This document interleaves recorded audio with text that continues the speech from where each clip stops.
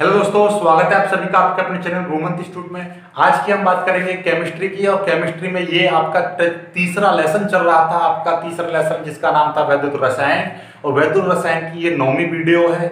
इस वीडियो से पहले हमने 8 वीडियो अपलोड कर दी हैं, और मुझे आशा है कि वो आपने वीडियो अच्छी तरह से देख ली होंगी। ठीक है, जो पहली बार देख रहे हैं उनको मैं बता दूं, इससे पहले जो 8 वीडियो अपलोड किए हैं उनको देख लेना। ठीक है, बिल्कुल, और इसको देख लो, ये भी पूरा समझ में आएगा। ठीक है, तो स्टार्ट करते हैं। इस वीडियो में आज हम टॉपिक आपका क्लियर कराएंगे, यानी कि इंपॉर्टेंट टॉपिक है आपका। ठीक है, बोर्ड एग्जाम 2021 के लिए इंपॉर्टेंट है ये, और इसमें क्या है, नर्स समीकरण कराएंगे। ठीक है, तो ये नर्स समीकरण आपको पढ़ाने से पहले मैं आपको 2-4 बातों का ज्ञान दे दूं, जो पुराना ही ज्ञान है थोड़ा सा। ठीक है, तो ज्ञान ले लो थोड़ा सा।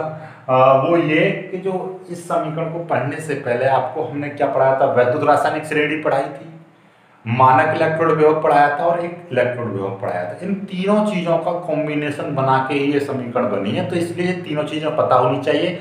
मैं थोड़ा थोड़ा नॉलेज दूंगा इनके बारे में, लेकिन जिनको डीप नॉलेज चाहिए इनके बारे में, तीनों चीजों के बारे में, तो वो पुरानी वीडियो देख सकते हैं। ठीक है, तो देखिएगा, बिल्कुल समझ में इसमें भी आएगा पूरा। पहले इस वीडियो को पूरा देख लो, उसके बाद हम वहां पे चले जाना। ठीक है, देखिएगा, हमने एक जिक्र किया मानक इलेक्ट्रोड विभव, यानी कि आप समझो ये धातु। पहले हम यहाँ की बात करते हैं विद्युत रासायनिक श्रेणी। विद्युत रासायनिक श्रेणी क्या होती है कि यह तत्वों का मानक इलेक्ट्रोड विभव देती है। हमें क्या देती है? मानक इलेक्ट्रोड विभव देती है। सपोज करो ए बी और ये सी लिखा है, इसका इतना है, इसका इतना है, और इसका कितना है, इतना है। ठीक है, प्लस मानी कि इतना वोल्ट कि एक विद्युत रासायनिक श्रेणी में ए का मानक इलेक्ट्रोड विभव इतना है, बी का इतना है, और सी का इतना है। तो मतलब क्या है कि विद्युत रासायनिक श्रेणी डायरेक्टली तत्वों का यानी मानक इलेक्ट्रोड विभव बता देती है। कौन बता रहे हैं? विद्युत रासायनिक श्रेणी। ठीक है, पता चल गया हमें विद्युत रासायनिक श्रेणी से। लेकिन अब हम मानक इलेक्ट्रोड विभव की हम बात करें, तो मानक इलेक्ट्रोड विभव ज्ञात करने की एक कंडीशन होती है। वो कंडीशन ये कि ये हमेशा 25 डिग्री सेंटीग्रेड ताप और सांद्रण कितना लिया जाता है, यानी विलयन का जो सांद्रण होता है वो 1 मोल प्रति लीटर लिया जाता है। अब ये विलयन और सांद्रण का मतलब क्या है कि एक बर्तन होता है, उसमें कुछ हमने विलयन भर रखा है, और उसमें हम एक धातु की छड़ डाल दें, तो इस धातु की छड़ पर जो विभव उत्पन्न होगा उसको हम इलेक्ट्रोड विभव कहते हैं। लेकिन यदि मैं इस विलयन की मात्रा 1 मोल ले लूं, और इस यहाँ का जो टेम्परेचर है वो 25 डिग्री सेंटीग्रेड लूं, तब इस छड़ पर जो विभव उत्पन्न होगा उसको हम बोलेंगे मानक इलेक्ट्रोड विभव। समझ में आ गई? इलेक्ट्रोड विभव और मानक इलेक्ट्रोड विभव। तो मानक इलेक्ट्रोड विभव कब ज्ञात करते हैं, कब ज्ञात किया जाता है, उसकी क्या कंडीशन है? 25 डिग्री सेंटीग्रेड ताप और सांद्रण कितना? 1 मोल प्रति लीटर। समझ में आ गई भाई? तो आपको कोई सर ये तो हमें पता है भाई, बिल्कुल पता है, लेकिन जिनको नहीं पता था उनको मैंने बता दिया। ठीक है, अब हमारा देखो यहाँ से अब एक नया अध्याय स्टार्ट होता है। वो ये कि अब हमने कहा है कि ए का मानक इलेक्ट्रोड विभव इतना है। कितना है? इतना। तो आप कहोगे सर कि जब ए का मानक इलेक्ट्रोड विभव इतना है और ये विद्युत रासायनिक श्रेणी बता रही है, तो हम कह सकते हैं कि ए को कितने विलयन में डुबाया गया होगा? 1 मोल प्रति लीटर विलयन में डुबाया गया होगा। और कितने टेम्परेचर पर डुबाया गया होगा? 25 डिग्री सेंटीग्रेड टेम्परेचर पर डुबाया गया होगा।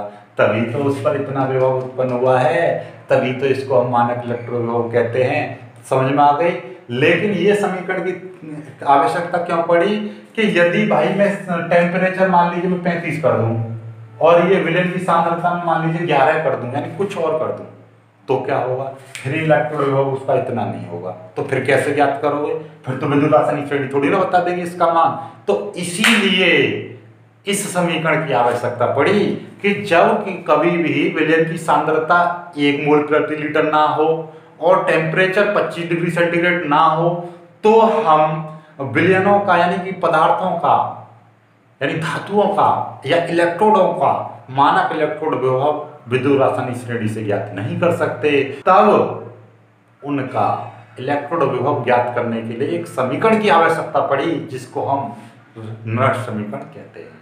तो नर्स समीकरण क्या है? नर्स समीकरण एक ऐसी समीकरण होती है जिसके द्वारा किसी भी टेम्परेचर पर, किसी भी ताप पर, किसी भी सांद्रता पर या किसी भी दाब पर हम विलयन का इलेक्ट्रोड विभव और विलयन के सांद्रण में संबंध बता सकते हैं, या उनका हम इलेक्ट्रोड विभव ज्ञात कर सकते हैं।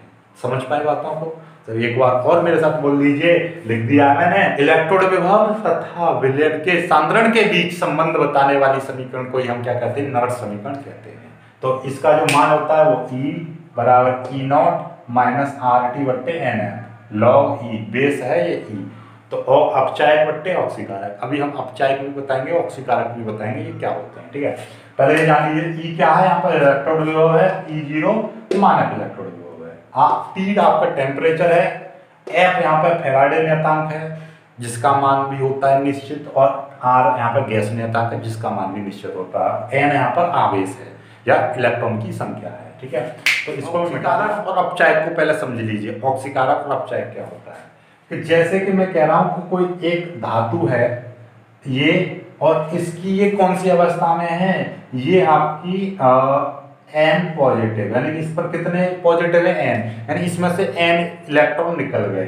कितने इलेक्ट्रॉन निकल गए, N इलेक्ट्रॉन इसमें से निकल गए। जब इसको क्या बोल देंगे हम, AQ, यानी आयनित रूप में है। ये आयन है, इस पर धनायन ऋण आयन जो आ जाता है उसको आयनित रूप बोलते हैं, एक्वस फॉर्म, ठीक है ये। और यहाँ पर ये क्या बना लिया, इसने M बना लिया, यानी सॉलिड बना लिया, ठीक है।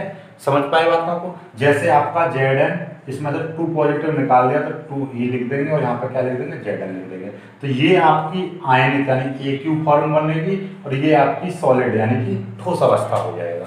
तो इसमें से ये N का मतलब 2 इलेक्ट्रॉन, तो ये वो वाली चीज है, 2 इलेक्ट्रॉन। अब देख, जब कभी भी ऑक्सीकरण संख्या में वृद्धि होती है, क्या होती है, ऑक्सीकरण संख्या में वृद्धि होगी, तो वहां पर क्या होगा, ऑक्सीकरण होता है, ऑक्सीकरण होता है।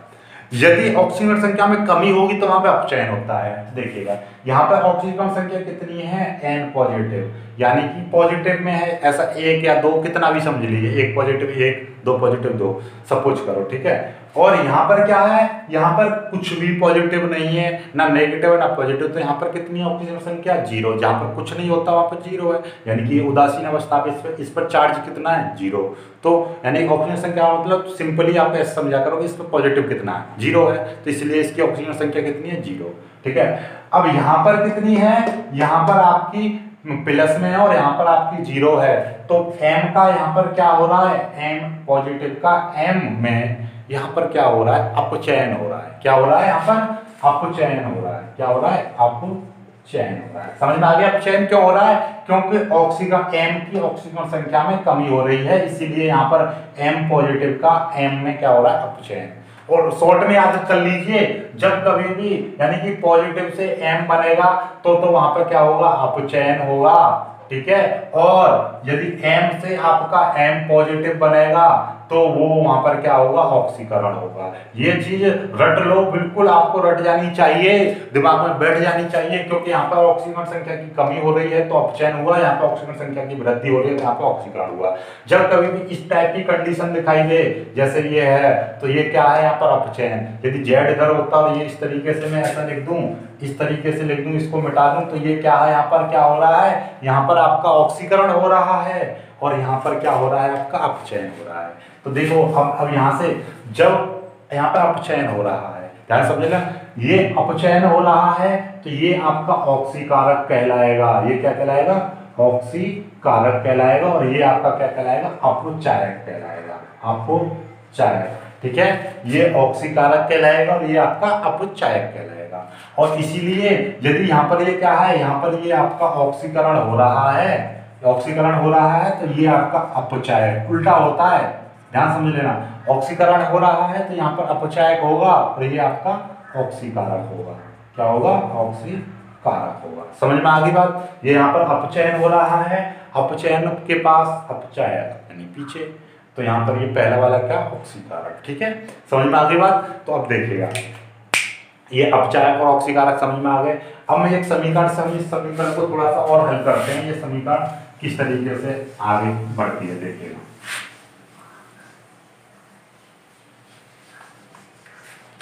ऐसा समझिएगा, आपको अब हम बताना चाह रहे हैं, एक समीकरण दे रखी है आपकी N positive plus N electron इसमें से गए और ये क्या बन गया, M बन गया। यहाँ पर ये सॉलिड है और यहाँ पे ये क्या, AQ यानी एक्वस फॉर्म है। तो इस समीकरण के लिए ये मान कितना होगा, यानी कि इस समीकरण के लिए हम यदि नव समीकरण निकालें तो कैसे निकालेंगे, देखिएगा E यानी इलेक्ट्रोड विभव। कौन सा इलेक्ट्रोड विभव है? एम से एम पॉजिटिव से क्या बनना है, यानी कि एम एन पॉजिटिव से किस में चेंज हो रहा है? ये एम में चेंज हो रहा है। यहाँ पे लिखना चाहो तो ए क्यू भी लिख सकते हो और यहाँ पे एस भी लिख सकते हो, इसकी कोई जरूरत नहीं, एम से एम एस लिख दीजिए, कोई दिक्कत नहीं, बराबर। यहाँ पे ई जीरो नोट का मतलब क्या है? ई जीरो का मतलब क्या है? ये आपका मानक इलेक्ट्रोड विभव है। इसमें भी आप क्या लिख दोगे? मानक इलेक्ट्रोड विभव किस चीज का? इस वाली धातु का, ठीक है। एक्चुअली में ये क्या लिख रहा हूं मैं नीचे सफिक्स में, इसका मतलब ये है कि इसमें जो समीकरण में जो तत्व यूज हुए, जो पदार्थ यूज हुए, वो ये है एम से एम एन पॉजिटिव, यानी कि धातु एम आयन और धातु में बदला है। धातु एम आयन, एम आयन का मतलब क्या है? इसका आयन आ रहे एक पॉजिटिव, तो ये आयन है, और ये क्या है? धातु है उदासीन अवस्था वाली, ठीक है, माइनस, ठीक है, और R T upon N F, ठीक है, लॉग और ई। अब देखो लॉग ई की भी एक प्रॉपर्टी बताऊंगा मैं, अभी याद कर लेना, जो बायोलॉजी वाले हैं उनको भी और मैथ वालों को भी, ठीक है। यहाँ पे देखिएगा, यदि ये समीकरण है तो यहाँ पर ये क्या हो रहा है? अपचयन, ठीक है, हो रहा है। जब ये अपचयन है तो ये क्या हो जाएगा? ये आपका ऑक्सीकारक हो जाएगा। बताया था ना उल्टा होता है, ये अपचयन है तो ये ऑक्सीकारक, और ये क्या हो जाएगा? अपचयन, ठीक है। तो यहाँ पर देखिएगा ऊपर क्या आता है? अपचायक आता है, तो यहाँ पे क्या आ जाएगा? एम एस, ठीक है, ये इस तरीके से आ जाएगा, और नीचे क्या आ जाएगा? एम एन पॉजिटिव, ठीक है, ये चीज आएगी। समझ में आ गई बात? एस लिखो या मत लिखो, कोई दिक्कत नहीं है, ठीक है। तो ये क्या आ जाएगा? अपचायक, और नीचे क्या आ गया? ऑक्सीकारक। कुछ भी नहीं समझ में आए तो हमेशा पहले इधर वाला लेना होता है, इधर वाला सीधा हाथ की तरफ वाला, फिर इधर वाला, यानी कि पहले उत्पाद लेना पड़ेगा ऊपर और नीचे अभिकारक, यानी कि जो इधर वाला, ठीक है। तो यहाँ पे उत्पाद भी लिख सकते हो आप, ठीक है। कुछ नहीं समझ में आए तो यहाँ पे उत्पाद बट्टे, यहाँ पे क्या लिख सकते हो? अभिकारक, ठीक है, उत्पाद बट्टे अभिकारक भी लिख सकते हो, ठीक है। अब देखिएगा ये यहाँ पे समझ में आ गया, ध्यान समझ लेना। और किसी भी, देखो ये जो सांद्रता की हम बात कर रहे हैं, ध्यान समझ लेना, जो एम एस यानी किसी भी ठोस, ये ठोस है आपका क्योंकि ये उदासीन हो रहा है, किसी भी उदासीन परमाणु की हम यदि सांद्रता की बात करते हैं, यानी सॉलिड अवस्था में हम उसकी सांद्रता की बात करते हैं, तो उसका मान कितना होता है? 1। तो यहाँ पे लिख दोगे, चूंकि यहाँ पे थोड़ा और ऊपर से लिखना चाहूंगा, चूंकि एम एस की सांद्रता बराबर 1, ठीक है, ये होती है 1, याद कर लेना कि किसी भी, यानी कि उदासीन अवस्था में सॉलिड की, यानी ना तो इसमें पॉजिटिव है ना नेगेटिव, तो उसकी जो सांद्रता है वो कितनी होती है? 1, और ये बड़े ब्रैकेट में लिखी जाती है हमेशा इसके सांद्रता, ठीक है। तो ये क्या हो जाएगी? ई बराबर ई नॉट, ठीक है, इस पर लिख दीजिए M N positive upon M, और यहाँ पर M N positive upon M minus, और ये कितना हो जाएगा? ये यहाँ से मिटा दे रहा हूँ, तो ये हो जाएगा आपका R T upon N F log E, और यहाँ पे 1 अपॉन एम एन पॉजिटिव, ये आ जाएगा, ठीक है।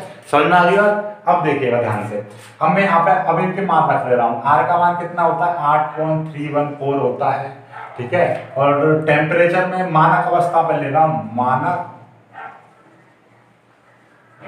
अवस्था पर, तो मानक अवस्था पर टेम्परेचर कितना होता है? मानक टेम्परेचर हम मानते हैं 25 डिग्री सेंटीग्रेड, इसको केल्विन में बदलेंगे तो 25 प्लस 273 जोड़ देंगे तो कितना हो जाएगा आपका? 298 केल्विन हो जाएगा, ठीक है। ये याद हो जाना चाहिए आपको कि मानक टेम्परेचर कितना होता है? 25 डिग्री सेंटीग्रेड, ठीक है। अब एफ का मान कितना होता है? एफ का मान देखिएगा वैसे 96,487 होता है, लेकिन हम इसको सुविधा के अनुसार कितना लिख देते हैं? 96,500, ठीक है, इतने कूलाम लिख देते हैं। समझ में आ गई बात? ये एफ का मान हो गया, और आपका और तो किसी का मान की जरूरत है ही नहीं, ठीक है। अब ये वाली जो वैल्यू यहाँ पर रखते हैं हम, और फिर इसको सॉल्व करते हैं, तो ये आपका मिलता है हमें बराबर E not M N positive upon M minus. देखिएगा ये वाली हम वैल्यू, इसको मैं थोड़ा सा मिटा दे रहा हूँ। यहाँ से आर की वैल्यू कितनी है? आर की वैल्यू 8.314 गुणा टी की वैल्यू कितनी? 298 अपॉन एन इंटू ये 96,500, ठीक है, गुणा, इसको मिटा दिया है मैंने, ठीक है, इसको मिटा दे रहा हूँ, तो ये हो जाएगा लॉग और ये ई और ये 1 अपॉन एम एन पॉजिटिव, ये आ जाएगा। ठीक है, अब इसको पीछे से और मैं बात कर दिया, तक समझ में आ गया। अब देखो मैं दो चीज बताने जा रहा हूँ। देखो लॉग बेस की का मतलब क्या होता है, कभी भी लॉग बेस की, ठीक है, और यहाँ पे x लिखा हुआ है, इसका मतलब कहीं कहीं पे ln भी देखा होगा तुमने। ln का मतलब क्या है कि इसको मैं log में बदल सकता हूँ, जैसे इसका मतलब ये है ln का मतलब होता है log बेस e, यानी कि इसमें बेस ई को ही हम क्या बोलते हैं, ln बोलते हैं। ठीक है, तो अब इसको हम log 10 2.303 और इसको हमने अब log बेस 10 बना दिया। क्या बना दिया, यानी कि यहाँ पर ई बेस में कितना था, ई था, बेस में मैंने चेंज कर दिया 10। तो हम हमेशा, क्योंकि log आपने ये पढ़ा था log 10 का मान 1 होता है, तो log 10 का मान 1 नहीं होता, log ये बेस यहाँ पर कितना 10 को हम दिखाते नहीं है, इसीलिए हम इसको लिख सकते हैं log 10 का मान 1 होता है, अर्थात log 10 बेस 10 का मान 1 होता है। यदि मैं log e बेस 10 करने लगूं तब आपका log इसका मान 1 नहीं होगा, log 1 किसका मान होता है, बेस में। तो यहाँ पर 1 कब होगा, जब e बेस e का मान कितना 1 होगा। समझ में आ गई बात। तो इसीलिए हम यहाँ से क्या है, इसको चेंज, e को चेंज कर रहा हूँ मैं, तो क्या हो जाएगा e0। मैं इसको नहीं लिख रहा नीचे वाली चीज को, ठीक है, डायरेक्ट लिख दे रहा हूँ। और ये 8.314 गुणा 298 नीचे n इंटू 96 500 गुणा ये कितना हो जाएगा 2.303 लॉग। अब ये किस में चेंज हो जाएगा, बेस आपका 10 बन गया। ठीक है, समझ में आ गई बात, 10 क्यों बन गया। ठीक है, अब देखिएगा ये 10 बन गया। अब इस चीज को पूरी को यदि हम सॉल्व करोगे, इसको डायरेक्ट याद कर लेना, e0 माइनस 0.059 कितना हो जाएगा 0.059 लॉग, और ये बेस और 1/m पॉजिटिव। ये आपके क्या है, एक नट समीकरण होगी। किस समीकरण के लिए, उस वाली समीकरण के लिए। किस वाली समीकरण के लिए, m n positive plus n electron arrow m, इस वाली समीकरण के, यानी अपचयन समीकरण के लिए ये नट समीकरण है। इसी का यूज करके हम क्या निकालेंगे, काफी सारे सवाल निकालेंगे। तो आई होप कि नट समीकरण आपको समझ में आ गई होगी। तो पेपर में आपको इतनी करके आनी है नट समीकरण। ठीक है, क्लियर हो गई बात। ये है आपकी, इसमें 10 को लिखो या मत लिखो, ठीक है, ये चीज है नट समीकरण। डायरेक्ट हम यहाँ से लगाएंगे और यहाँ पे ऊपर वाला वो लगा देंगे, ऑक्सीकारक बट्टे अपचायक वाला। ठीक है, तो उत्पाद बट्टे अभिकारक वाला। तो ये वाला कर लीजिए। अब एक सवाल कराता हूँ मैं आपको सारा कुछ। अर्ध सेल का 298 डिग्री सेंटीग्रेड यानी 298 केल्विन पर इलेक्ट्रोड विभव ज्ञात कीजिए। क्या ज्ञात करना है, ध्यान से समझना, इलेक्ट्रोड विभव ज्ञात करना है। ठीक है, तो देखिएगा सिंपली आपको क्या लगा देना, वो वाला फॉर्मूला था। ये देखिएगा, पहला अर्ध सेल को लिखिएगा। इसका मतलब क्या है कि Fe किस में बदल रहा है, Fe में बदल रहा है, यानी कि Fe ये 2 पॉजिटिव किस में बदल रहा है, ये बदल रहा है आपका Fe में बदल रहा है। तो यहाँ पर 2 पॉजिटिव है, इसीलिए यहाँ पर क्या जुड़ेगा, 2 इलेक्ट्रॉन जुड़ेंगे, तभी तो ये इसमें चेंज होगा, हमने बता रखा था। तो अब सिंपली आपके ये उसी रूप की समीकरण दिखाई दे रही है जो हमने अभी पढ़ाई थी आपको, m positive plus n electron a equal to m, ये वाली इसी रूप का बनना है ये समीकरण। तो सिंपली आपका इसमें क्या है, इलेक्ट्रोड विभव ज्ञात करना है। तो मैंने फॉर्मूला क्या बताया था, E बराबर E0। अब मैं इसमें ये डायरेक्ट नीचे कुछ नहीं लिख रहा हूँ, ठीक है, और यहाँ पे क्या था ऊपर RT अपॉन NF और लॉग और उत्पाद बट्टे अभिकारक इस तरीके का था, जो अपचयन बट्टे और ऑक्सीकरण कर रखा था मैंने, इसी तरीके का था ना।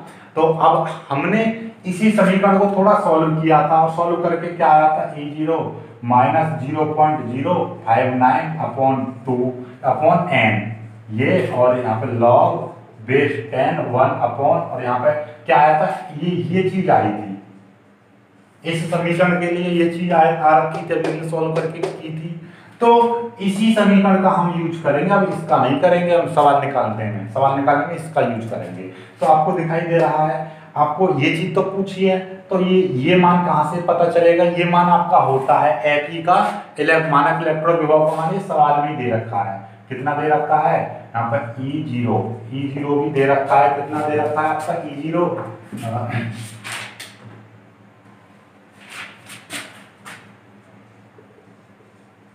ठीक है।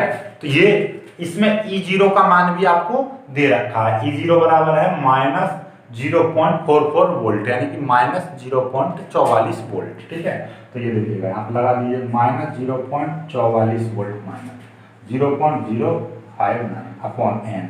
एन का मतलब क्या था कि कितने इलेक्ट्रॉन है, कितने इलेक्ट्रॉन है, 2 इलेक्ट्रॉन है। ठीक है, लॉग, और यहाँ पर बेस 10 1 अपॉन, और यहाँ पे कितना है Mn पॉजिटिव। Mn पॉजिटिव देखो ये वाला Mn पॉजिटिव, ये तो इसकी मात्रा कितनी दे रखी है, इसकी मात्रा देखो ये दे रखी है, ये इसकी कितनी दे रखी है 0.1।